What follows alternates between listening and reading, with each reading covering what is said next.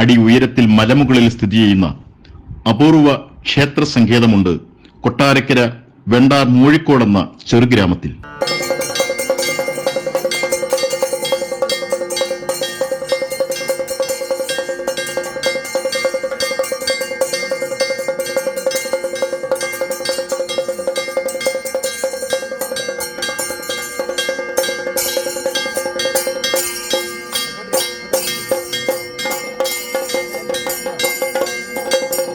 ക്ഷേത്ര സവിധത്തിലെത്തി മനമുരുകി മന്ത്രമുരുവിട്ട് 3 വലം വെച്ച് മണികെട്ടി പ്രാർത്ഥിച്ചാൽ അഭീഷ്ട കാര്യസിദ്ധി ഉറപ്പ്.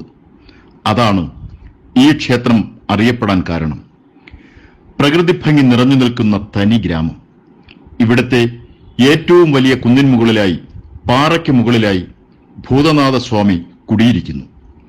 പണ്ട് സ്ഥലത്ത് കാടുകൾ വെട്ടിമാറ്റി ത്യാഗം സഹിച്ച് നാട്ടുകാരായ വിശ്വാസികൾ ഇവിടെയെത്തി ദീപം തെളിയിക്കുമായിരുന്നു. ഒരിക്കൽ 2 കുട്ടികൾ വൈകുന്നേരം ഇവിടെയെത്തി ദീപം തെളിയിക്കാൻ ശ്രമിച്ചെങ്കിലും വലിയ കാറ്റുമൂലം വിളക്ക് തെളിയിക്കാൻ കഴിഞ്ഞില്ല. പലതവണ ശ്രമിച്ചിട്ടും നടക്കാതെ നിരാശരായി കുട്ടികൾ കരച്ചിലിന്റെ വക്കോളമെത്തി സ്വാമിയെ വിളിച്ചു.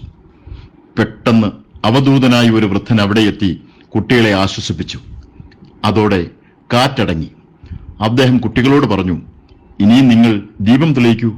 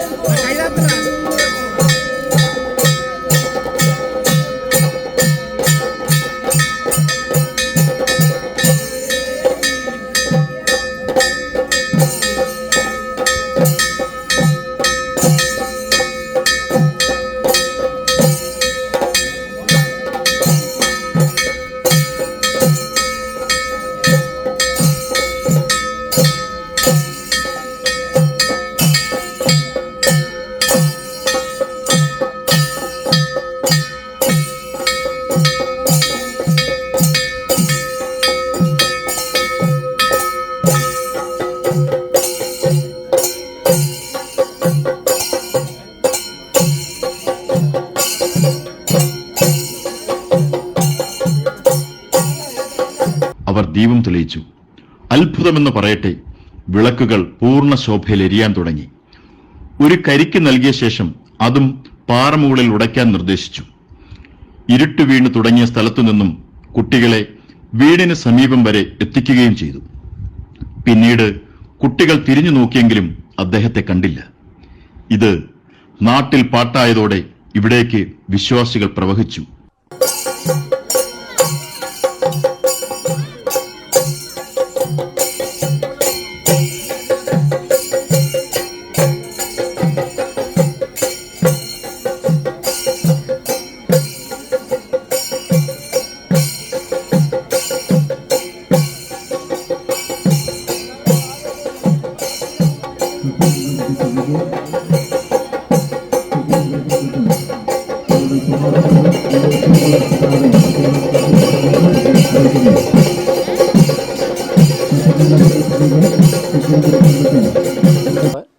പൂർണ്ണ പുഷ്കലാസമേതം കുടികൊള്ളുന്ന ക്ഷേത്രം കൂടി എന്നൊരു മഹാത്മ്യം കൂടി ഇതിനുണ്ട്.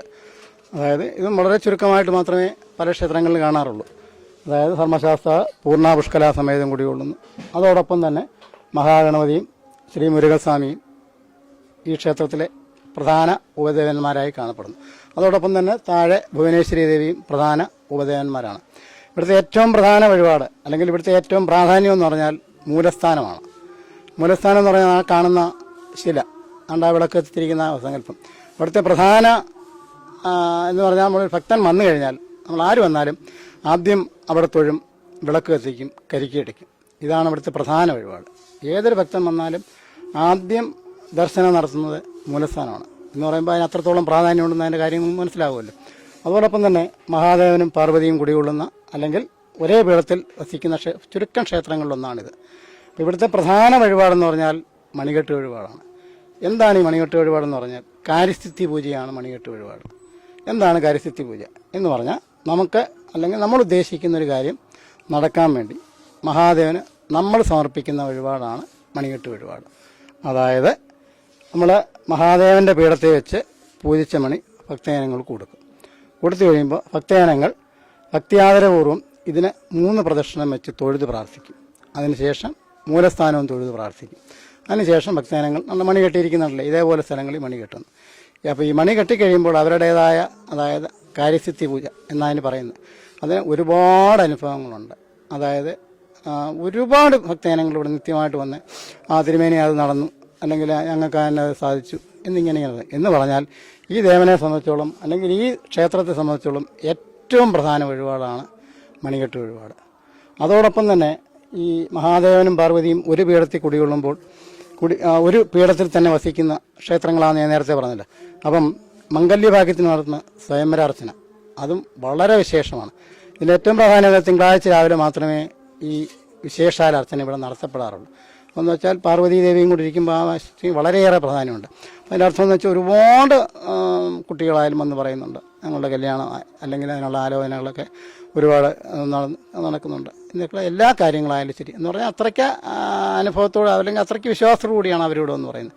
അതോടൊപ്പം തന്നെയാണ് ശനിയാഴ്ച നടത്തുന്ന സന്താനഗോപാലർച്ചന.